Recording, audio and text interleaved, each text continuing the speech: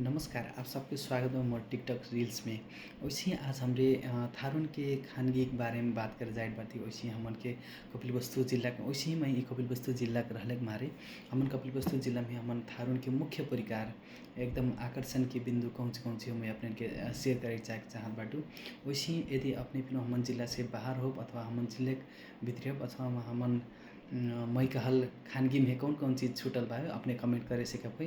वैसे हमन जे केहू भी शादी संघारी हुई कपिलवस्तु जिला से बाहर के तो फिर अपने के खानगी मुख्य परिकार कौन छ हम मोके चाहिँ कमेंट में बताए सकब है न संघारी।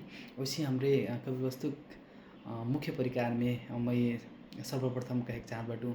एक नंबर में ढिकरी, दूसरा नंबर में बा घोगी, तीसरा नंबर में बावे अपने के बरिया अनि खरिया,